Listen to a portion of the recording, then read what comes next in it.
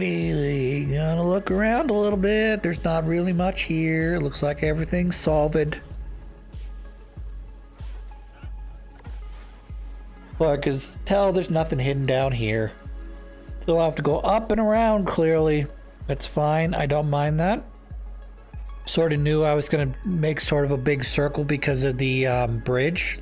Well, I guess I can't assume that either. Could be like, hey, that bridge you saw? Yeah, you're not gonna unlock that for like 3 or 4 more hours.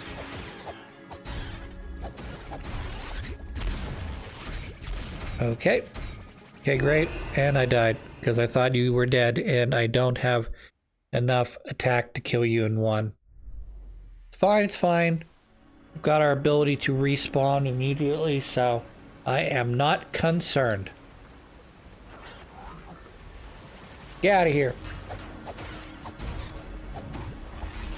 Boom, killed him. Good job. Thanks, Mr. Slime. You did my job for me. By exploding near the other enemy, you have eliminated both you and your buddy.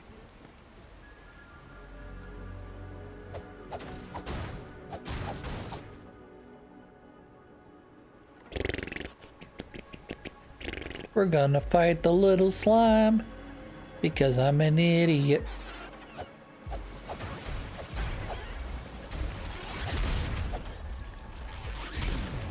I want your money. That's what I want. Pretty sure we explored down here already. Take a look around though. Like we've explored this area. Good. Great.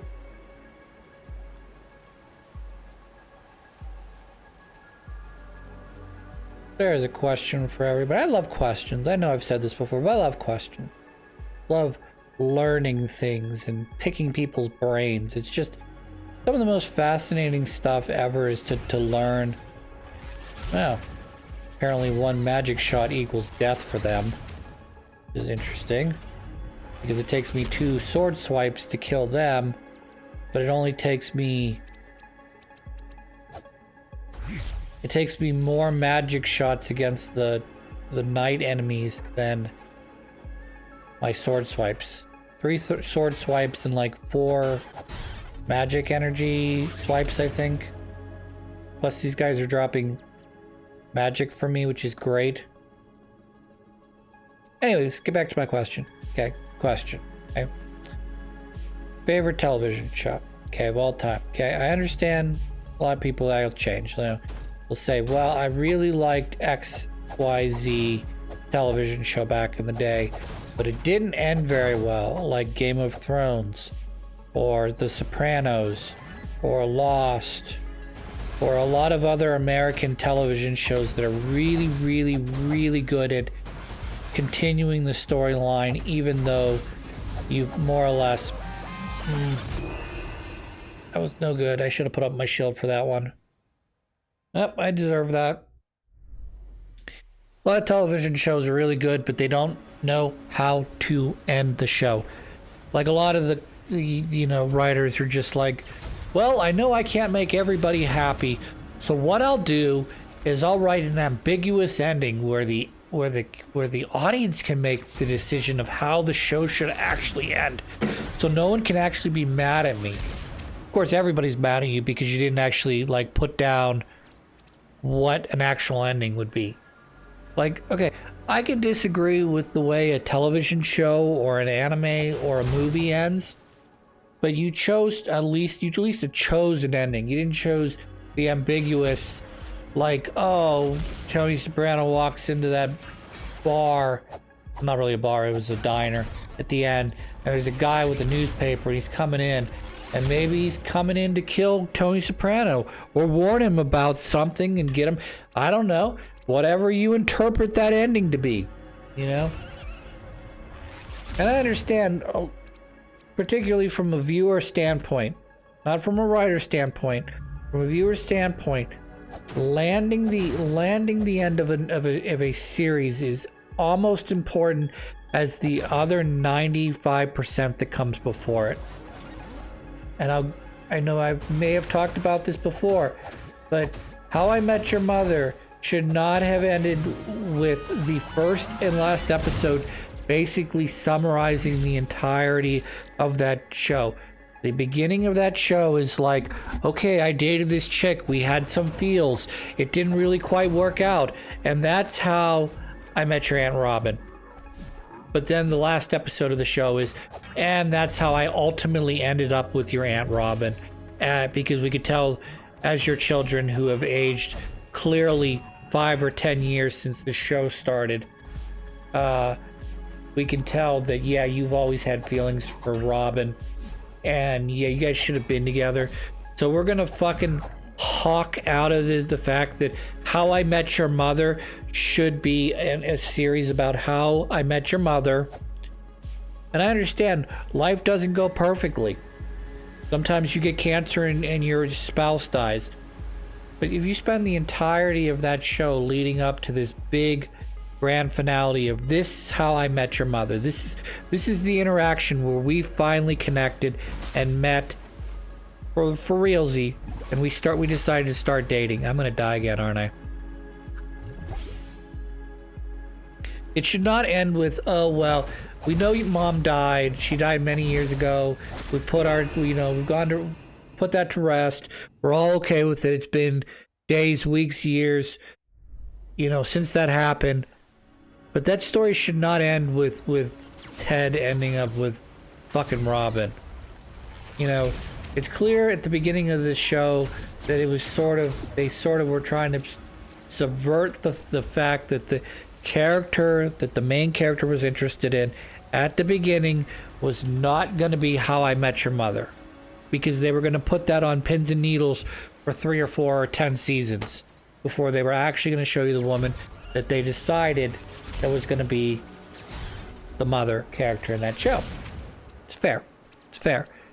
But if the show is called How I Met Your Mother, and the entire point of that show is to talk about that, the show needs to end sort of in a like, okay, here's the apex of the show. Everything I learned led to this point, How I Met Your Mother, okay? And everything else should be epilogue after that point. None of this bullshit, rewriting of the end of the show. Well, we're just gonna tack on to the end that Barney and Robin, they get a divorce because they're not really well suited for each other. That's fine, I get it. People fall in love, and then at a certain point, they kind of ignore the red flags in their relationship, and they get married anyways because we'll figure it out, we'll make it work, blah blah blah. And ultimately, because of pride or whatever, they're not able to make it work out, or problems keep piling up, and you just one thing leads to another. Instead of trying to work out those issues with your partner, you just come to some sort of what they call in a divorce, irreconcilable differences, and you just can't keep it together. That's fine, I get that.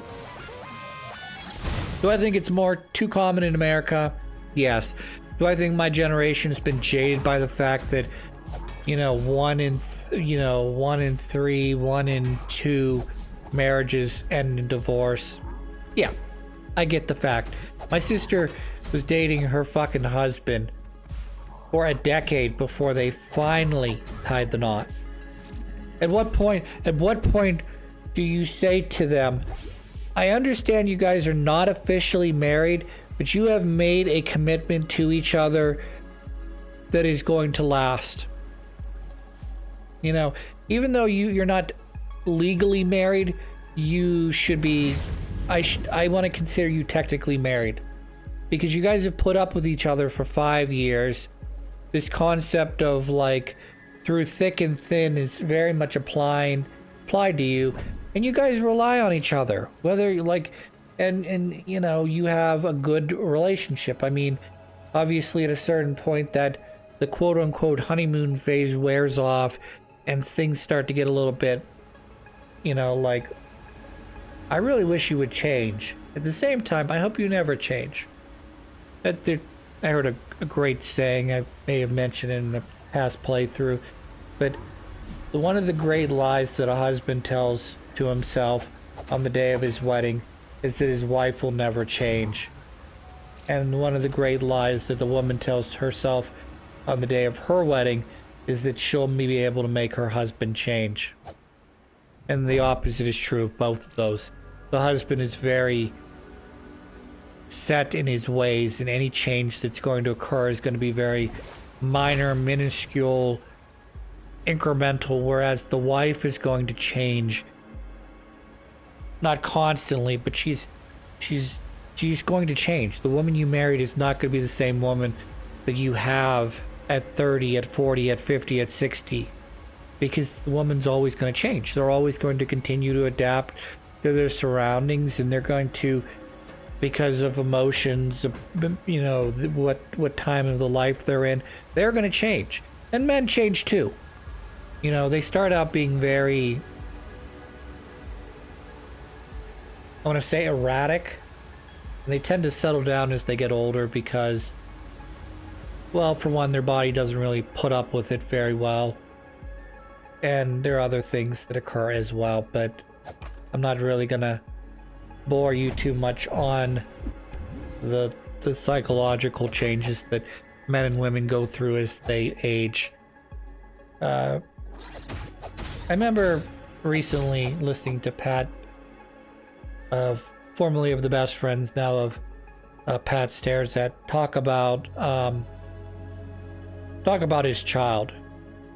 And, you know, he's giving advice to his co-host Wooly, has a relatively new child. And he talks about, you know, there's your baby, your newborn infant. And one day you're going to look, without you even noticing, that version of your child is going to be gone. It's going to change forever. Not going to, it's gone. It's never coming back, because inevitably the child gets older and it's no longer this helpless ball of goo. Eventually it starts to, you know, go from this like post-birth fetus thing to an actual human being. What are you? Hello? Oh, hello. I love the lantern. I'm going to finish up my point, and I'm going to talk about this lantern here in a second, because I absolutely I think the lantern is underused in Zelda, but I'll get to that point in a moment. But that's sort of one of the things that it continues to happen throughout your life. You continue to change every day, slowly but surely, as a person, so that at a certain point, if you go a long gap without seeing a person, they change completely. And that's not a bad thing necessarily. You want people to get, you know, more mature, learn things, adapt their behavior, so they're not as immature as they were beforehand. That's a guard. That's a big boy guard. Okay, great. You need to die first. Thank you. And then you guys can die afterwards. Also, I have a shield that I can use if I, you know, choose to put it up instead of not. But to sort of get back to my point, you know, Pat has a very good point, because, I mean, I have younger siblings that I remember as they grew up. There's a point where the child is freshly born, and then there'll be a dividing point, and it's hard to tell exactly where that is. Sort of like, when does fall become winter, or when does spring become summer? It just happens one day, and you say, okay, this is now winter. This is now summer. Sometimes it comes earlier, and sometimes it comes later. But yeah, there's a day in time that it's hard to say, but you can say at some point between here and here, this month, this week, whatever, this is no longer a newborn fetus child. This is now, you know, a newborn baby. And then one day that baby will be a toddler. And it'll be really hard to determine, because the toddler won't immediately stand up, or the toddler won't immediately start walking or crawling or rolling around. It'll slowly gain those skills, and just one day you'll look at your kid and you'll go, this is not the kid that I knew a week ago, a month ago, you know? And that progress happens very rapidly in the first year or two of life. They go from not being able to do anything to being able to kick their legs to being able to roll around, to crawl, to sit up, to walk, to stand up, to walk. And then next thing you know, they're spouting off their first words. You know, they're babbling, and then eventually they learn a word, usually something simple like dada, because dada is easier apparently for children than mama. Takes a little bit more brain power, I guess, is what I'm told. Those are spikes, great. And again, that'll continue to change for the rest of your life. I remember my mother saying, you grew overnight. Like, you got bigger. Like, I woke up one day and my mother said to me, you grew overnight. You seem taller, you seem more mature.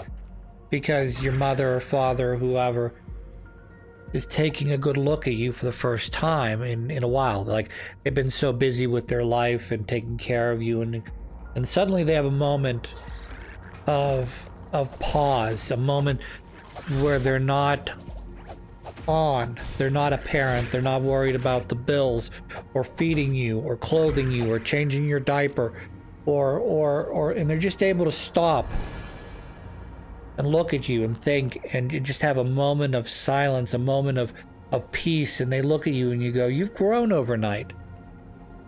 Because at that point, what they remember you looking at like is different than what you look like now.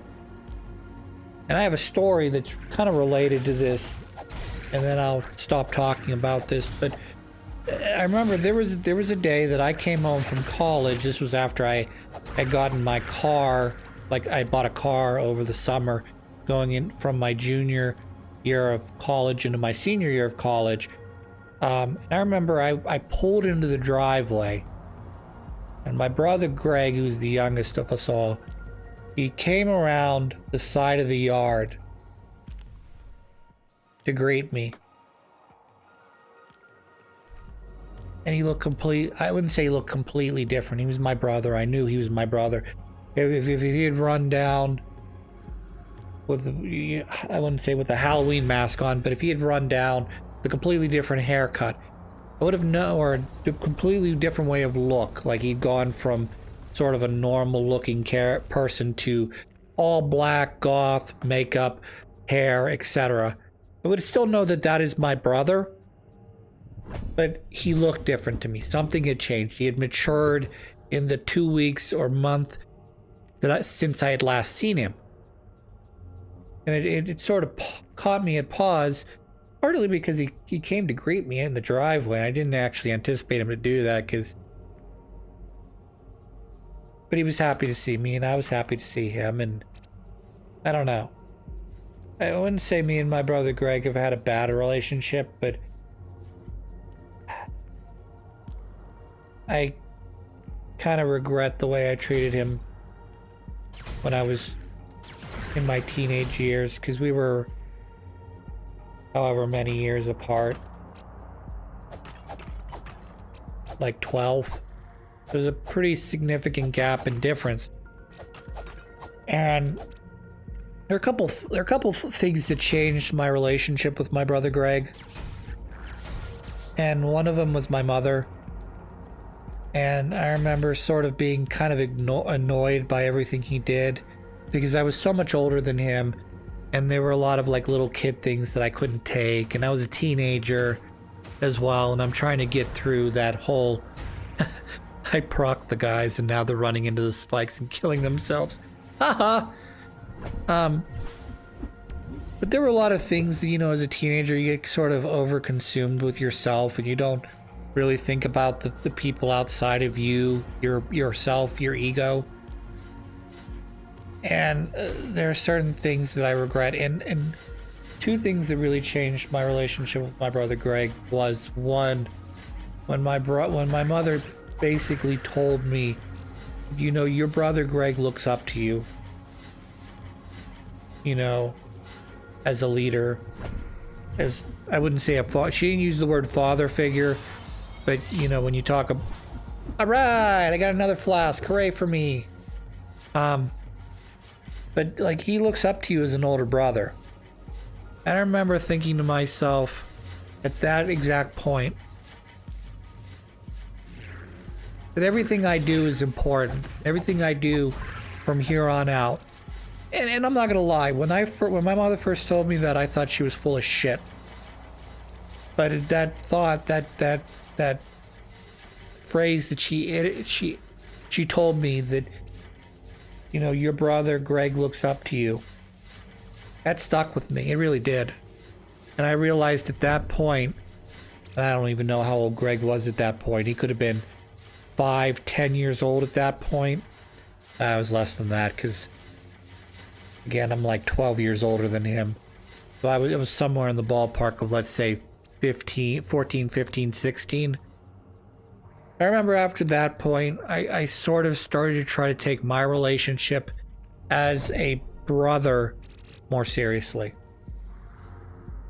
You know, what I do in my life is going to affect the way this kid turns out.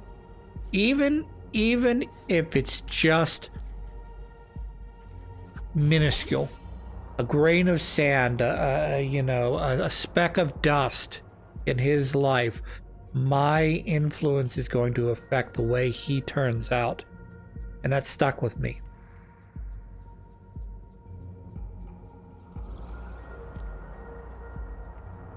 And there are things that I kind of regret from being a teenager that I wish I had done better. Because I know that some of the things that I did as a teenager, I didn't realize it at the time, like I said, affected him, still affects him probably to this day. And that goes for all of my siblings, not just my brother. But because I'm not really necessarily close in age to my other siblings. Steve, I'm very close to, or we're 2.5 years apart. Julie, I'm a decade apart from, but I don't know. Julie's a girl, so I've always sort of treated her a little bit different than I've treated my brothers, because she was in a way she was unique. She was the only girl, and in a way, I'm out of magic, by the way. In a way, she's, you know, I'm sure I've probably damaged her in my own special way. I opened a door and now it's bright. But that's all I'm going to say about that. I kind of wanted to talk about the lantern, but I kind of got distracted as well. The lantern in Zelda games, I think, is a very underused item. I mean, mainly because you don't use a ton. I mean, not a lot of games like to use a dark mechanic like this area is. I can compare it to like a rock tunnel in Pokemon Gen 1. Do you need Flash to get through a rock tunnel? No. Does it make it simple? Make it a lot easier? Yes. Is Flash generally a fucking worthless piece of shit HM? Yes. I don't think it has any real competitive tactical advantage other than it is useful to get you through the rock tunnel and maybe Victory Road. I don't remember super well, but those are the two tunnel, or maybe it's the Cinnabar Islands. I don't know. There's a second tunnel, I believe, that you need to use Flash in order to help you get through the tunnel. It doesn't get to, I mean, it helps you because you can see. Does it prevent you from getting through there? No. It's just really difficult if you can't see where you're going. It can be very easy to get lost or turned around. So anyways,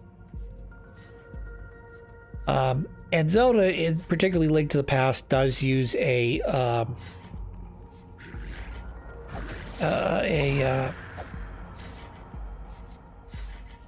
lantern mechanic.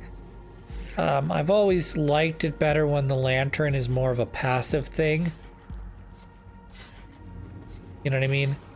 Like in this case, it's a passive thing. I don't have to put it on my you know, B, X, Y, A button to use. It just naturally gives me a little bit of light, which gives me vision, It doesn't give me perfect vision, as no lantern would probably give you perfect vision, but it gives you enough vision that it's easier to see around the area that you're in. Is fair. Hooray! You killed yourself. And I understand why it's an underused mechanic, because you don't want dark caves to be your whole mechanic. And in a way, if you don't make it like a large portion of mechanic, it makes like, why did I even get this? Why isn't this optional? You know, sort of thing. Just so I can get through this one dungeon that happens to be dark, or say two dungeons because you happen to include a dungeon without lights later in the game. Just because, hey, yeah, you remember that early mechanic? You needed flash for the rock tunnel? Yeah, we're gonna make it just randomly. We're gonna make you do it again, because otherwise, what's the point of you even teaching flash to a Pokemon if you don't have to use it at least twice? So we should be able to do this without any much trouble. As you can see, I'm sort of moving around to the back of all these guys. So as long as I continue to eliminate the guys that are pointing at other guys, I shouldn't run into a situation where they gun me down again like they did on my last run. Guy in particular needs to be killed. Kill you, and they're all dead. And now I'm gonna go pick up my soul thing, get my 20 or so gold back. And we'll take a peek around here, make sure I'm not missing any hidden treasure chests or items, and doesn't look like I got anything else. So let's get the fuck out of here, and we will progress with this game. So we've got a little bit more to do. Ooh, back here again. Hello again. We've approached you from the upper area and gone south. We approached you from the upper area, gotten the lantern, and now we are approaching you from the east and heading to the west. All right, sweet. And here's the treasure chest. Money. Yeah, let's take a look at this telescope here. All right, you can see that there's that path leads over there, which leads up to the next bell, I guess you want to call it. Yes, and I did not miss the fact that in Dark Souls there are two bells, particularly Dark Souls 1, there are two bells of awakening you have to ring, and this game is very much started out with two bells that you have to ring in order to start the rest of the game, I guess. But I'm going to cut the episode here. We've reached the Western Garden. Try to find a save spot, and when we come back, we're going to investigate the Western Garden and hit the next bell. So until then, I hope you all have a good one.